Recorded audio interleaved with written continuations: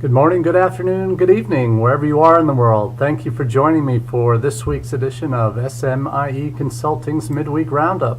Hello everyone, I'm your host, Marty Bennett, President and Founder of SMIE Consulting. And today we'll be taking a look at three issues in this week's International Ed News that crossed our feeds. And we'll take an in-depth look on a couple of these issues that we've talked about before, particularly with regards to the Confucius Institutes in the United States, and also regarding Education USA and the Bureau of Educational and Cultural Affairs and what's happening with those. So we'll take a look at those in just a minute, and I want to say thank you to all of you who have joined us before or who are joining us for the first time. It's really a pleasure to be connecting with you each Wednesday at 1 p.m. Eastern, and we look forward to talking about these issues and getting your feedback, because not just talking about the issues, but also taking a deeper dive into how these issues might be impacting your institution and what you might be able to do to modify your existing policies or perhaps adapt new policies that might help improve what you do internationally. So we'll be talking about all these and more. And before we do, for those of you who are not familiar with SMIE Consulting, it's social media and international education consulting. And we run a variety of services, free services as well as paid services that you can subscribe to on our SMIE Consulting website. But I do want to let everybody know that the stories that I bring to the table each Wednesday come from our e-newsletter that comes out Monday mornings, and that's called All the SMIE News Fit to Share. And I'll take a sampling of stories from that each week and bring those to the table here for this midweek roundup and go a little bit deeper than what social media allows us to do with a simple post. And I've put the link to this week's most recent edition of the SMIE Consulting e-news, all the SMIE News Fit to Share, in the comments section on our Facebook page. So do feel free to check those out. If you haven't already subscribed, I definitely encourage that. I've also posted the link to our SMIE Consulting website where all these services, the free and the paid services, are explained in detail, as well as the archive of these midweek roundups that can be found on our YouTube channel. But you can also podcast this weekly chat on your favorite podcast subscription service, free of course, on iTunes, Google Play, Stitcher, Podbean, and also Spotify. So hopefully you can connect with us in multiple ways. So those on our website and our newsletter will be hopefully some useful resources to you moving forward. And I'll also just show you what those look like on the podcast and the website, so you have that for future reference. Now, as we go forward today, we'll start with the Confucius Institutes. Now, we've covered this issue on the weekly chat before, but I bring it up again today because there's two new reports that have come out, U.S. Reports that have come out that Inside Higher Ed focused on this past week. And one is from the Senate Permanent Subcommittee on Investigations, and a second is from the GAO, General Accounting Office. The Inside Higher Ed story certainly talks about those two reports, talks about the oversight or lack thereof that institutions have with regards to what the Confucius Institutes do. They're funded in part by Hanban, that's the Chinese quasi-governmental agency that oversees a variety of things, but has membership from all government officials, so it's pretty much a government body, and according to The Economist, calls it definitely a government entity. And the Chinese language title is the Office of Chinese Language Council International, Hanban, as we've come to know it here in the U.S. Now that Hanban has resources from the Chinese government that help set up these Confucius and run these Confucius Institutes, but the U.S. institutions where they're located at more than 90 U.S. campuses have Confucius Institutes. We've talked in the past how 10 of them are in the process, at least 10 are in the process of closing, probably near 13 or so, because of various issues related to autonomy and oversight and unilateral control that the Kanban and Confucius Institutes have over what they do. So that's and now that we see not only this GAO report, but also you see the Senate's Permanent Subcommittee on Investigations getting involved, then it's starting to raise some red flags, and there's even talk in both the Inside Higher Ed report, as well as a separate story in the Chronicle of Higher Education related to how these Hanban programs through Confucius Institutes may be forcibly closed. And that's a bit troubling when you think about what the investment that's been created by universities and the Chinese partner institutes when they've been set up. So it's interesting to see where that's going to go. Ranjit, thank you for joining me. I hope you are well, and looking forward to your contributions as they're appropriate throughout the course of the chat.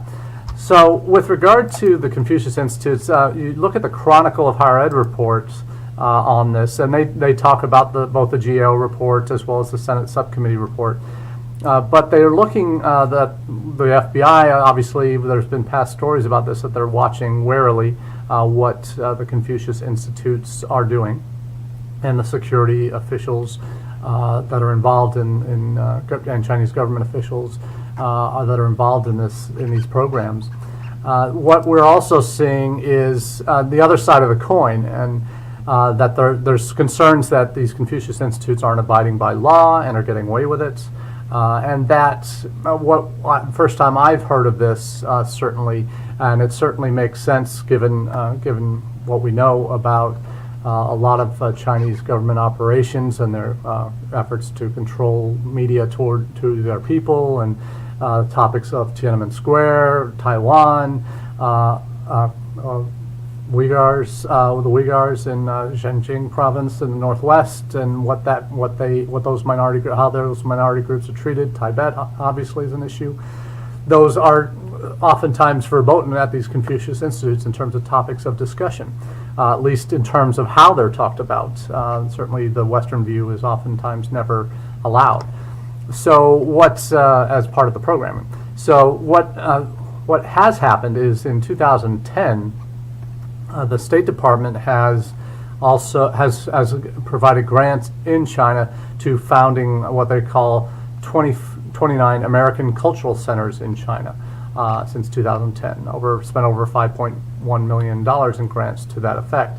And in 4 years, according to this Chronicle article, the State Department recorded 80 instances of Chinese government interference in the center's operations, according to the subcommittee's reports. And those that did open faced a number of concerns from American academics, according to the Chronicle article, about what could be taught there. We talked about what that meant about Tiananmen Square and other topics like that. So we are seeing now that these are going to become very important issues for the Senate committee, and could be potentially affecting U.S.-China relationships.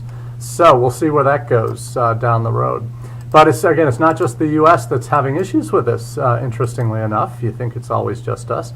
But we see also a recent Times Higher Ed article talking about a new report there from the Conservative Party. That's the governing party in UK right now. Conservative Party Human Rights Commission report calls for investigations into whether, and this is the title, into whether communist-supported centers are being used to intimidate students or restrict freedom of expression. So again, seeing some similar issues there, perhaps not intimidate students. I don't know if we've had occurrences of that at Confucius Institutes in the United States, but certainly in the UK there's been issues apparently. And this Conservative Party report began its inquiry last year after similar investigations were launched here in the US by the FBI, that they did find freedom of expression and academic freedom limited, even suppressed in Confucius Institutes. Right now, there are worldwide Confucius Institutes, much like the Chinese government's soft power initiatives to build relationships through infrastructure investments, other things like that in countries around the world, particularly in South Asia and Africa. You see that happening regularly. You were now at a position where you're looking at the Chinese government and influence through these Confucius Institutes, where there have been actually 27 universities worldwide that have closed, are in the process or have closed ties with Confucius Institutes, including some prominent institutions: Stockholm University, Copenhagen Business School in Europe, University of Chicago prominently in the United States, and McMaster's University in Canada. So in the UK right now, the Confucius Institutes aren't nearly as widespread as they are in the US, with 90 plus here. In the UK, apparently University College London, University of Manchester, and the University of Sheffield are the primary ones in the UK. So we're not talking about huge influence there, but per capita, perhaps significant as well. So with respect, the British report also looks at the same kind of issues about, without exception. The comment is that every submission to the Commission pointed to serious concerns about the presence of Confucius Institutes in universities in the UK and showed widespread evidence of a ban on the topics of Tibet, Taiwan, and Tiananmen Square. So that's certainly a similar story to what's happened in the United States, and it'll be interesting to track just where that goes in the weeks and months to come. So moving on to our second story. We'll look to one of my favorite topics, and that's the U.S. Department of State. At a recent conference in New York, celebrating at the IIE Summit, the Institute of International Education, an organization I had the privilege of working at for 6 years during my time working with Education USA. IIE is celebrating its 100th year after its forming in 1919, right at the end of World War I, and has had just an outstanding track record since that time of supporting international education. But at this event, the IIE Summit, the Assistant Secretary of State for Educational and Cultural Affairs, that's the bureau at the State Department in which Education USA is housed, as well as the newly created Study Abroad branch within the last 3 or 4 years. That bureau is chiefly responsible for the State Department's international education policy. And the Assistant Secretary of State, Marie Royce, has made a couple of headlines for herself in the last few months. You might remember in December she attended or her representative, her Deputy Assistant Secretary, Caroline Casagrande, attended the AIRC conference in Miami, or Fort Lauderdale, and made the pronouncement there that Education USA, U.S. State Department, would now no longer prohibit its advisors from working with agents overseas. Obviously big news for anyone who's been in the business for more than a minute, knowing Education USA's policy. But now the Assistant Secretary of State has said that international education is now the #1 priority for her bureau, for the Bureau of Educational and Cultural Affairs. Well, hopefully that's more than just lip service to it, but apparently the address was very well received at this IIE Summit, and that's she was quoted as saying, seeing more international students enroll into U.S. colleges and universities is the #1 priority for our bureau.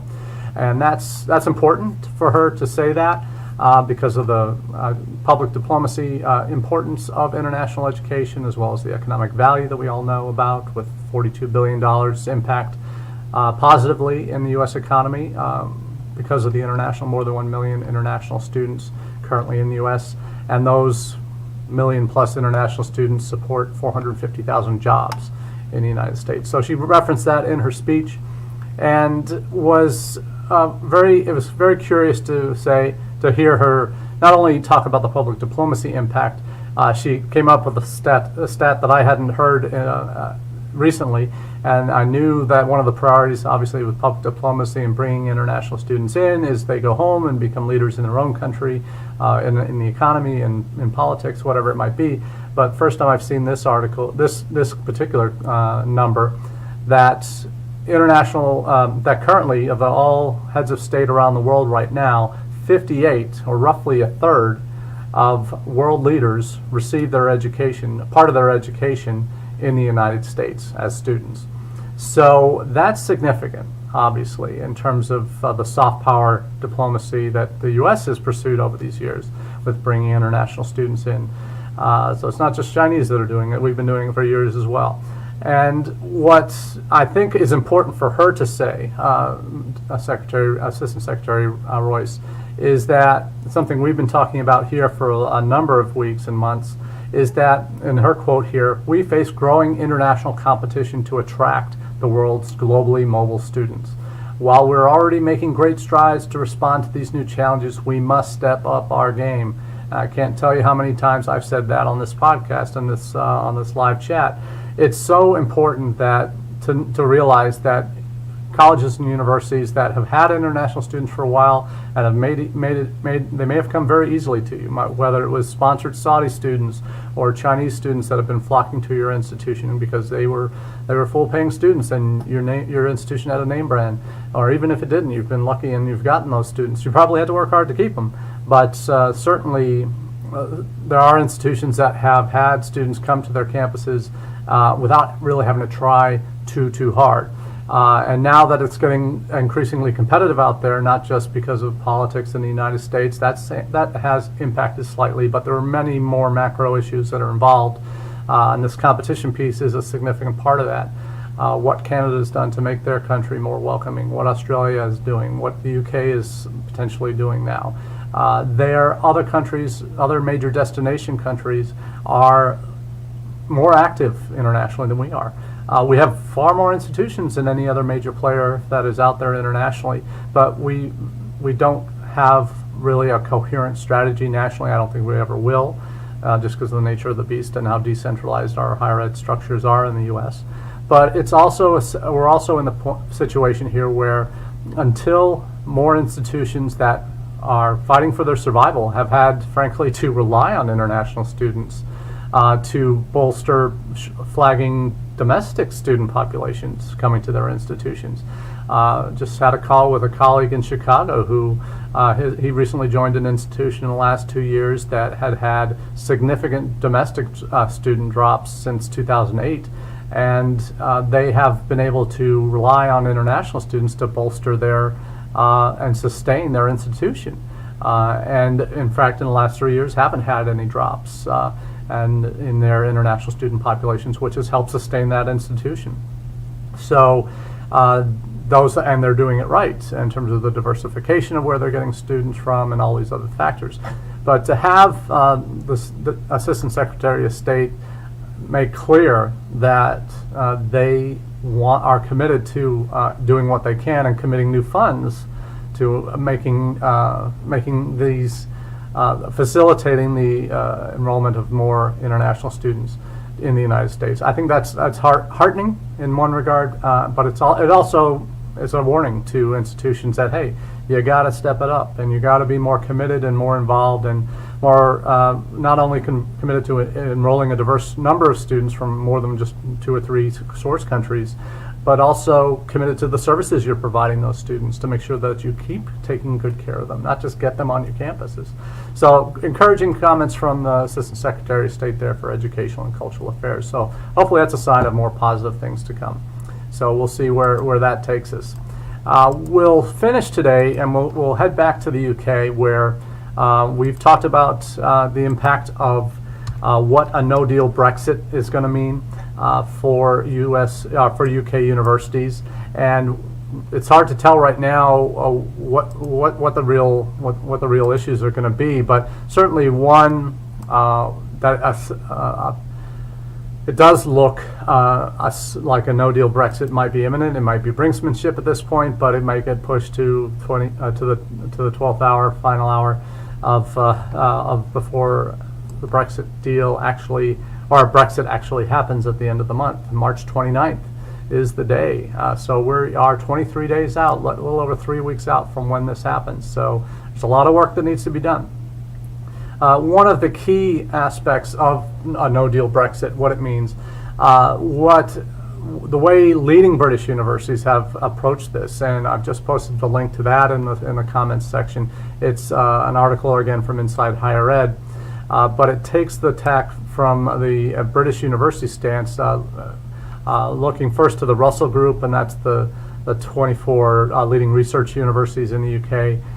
Their senior policy analyst, Joanna Burton, said, "We've said before, but it's worth repeating, that a no-deal Brexit is one of the biggest threats that our universities have ever faced."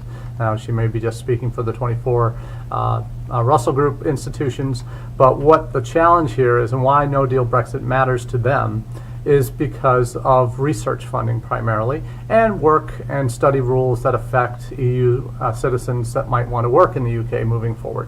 So after the March 29th deadline.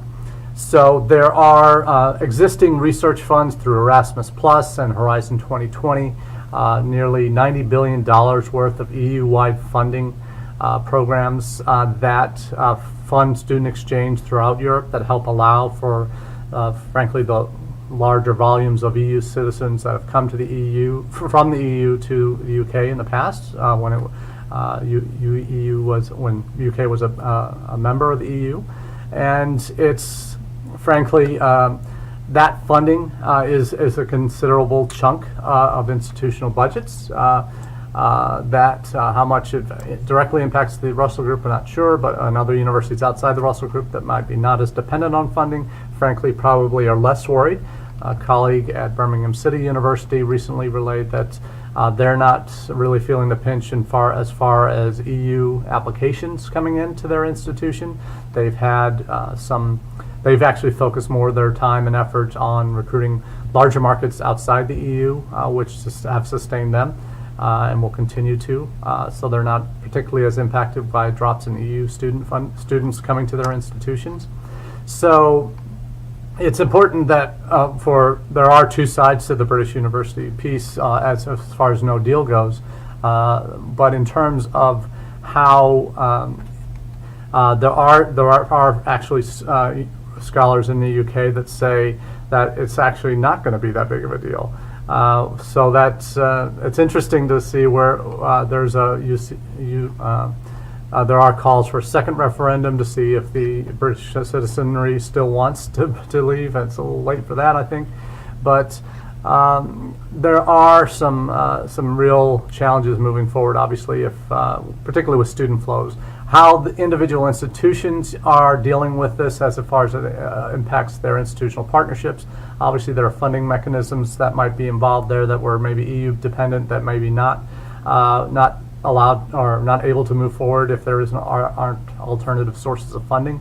So we'll be keeping an eye on this for you, and certainly interesting to see if on the EU institutional partnership front, if this means that more EU students, as well EU institutions, as well as British universities, will be looking for other partners where they can send their students, perhaps funded students. So we'll be keeping an eye on this for you, and hopefully we'll have a little more clarity, certainly closer to the March 29th deadline. So probably won't be the last time we talk about this before Brexit happens, but certainly we'll look at how that how those discussions progress or not. Lou, thanks for joining us. Hope you're well, and hope you're dug out from all that snow you got up in the Northeast. Certainly, today's an important day, obviously, for institutions across the UK, in the US, as we look at our incoming classes for the fall, and not just this day, but these days, and we look at where students are coming from, where the interest is, and how important it is at this stage with the students we do have to be as flexible as we can and as attentive to the needs of those students as their deadlines, their final decisions come up for where they want to spend their time, whether it's in your institution in the U.S. or somewhere else abroad. That's increasingly what U.S. institutions are facing, so we'll be keeping an eye on that for you, and as we have other new developments in new markets, in old markets that might become rejuvenated. Who knows what's happening? But there may be other scholarships programs that will be popping up or renewed that might provide good resources or sources of students for institutions. So we'll keep you posted on those as things progress, and we look forward to having more conversations as the weeks go by. So thanks again for joining me today. For those who are needing the archive of these podcasts or these chats, You can look on the Facebook page if you'd like to see the video version of this that we're just doing today, as well as on our YouTube channel for SMIE Consulting. If you prefer podcasts, please catch up with us on iTunes, Stitcher, Google Play, Podbean, or Spotify, and you can find that using the SMIE Consulting Midweek Roundup. If you do a search for that, you'll be sure to find us.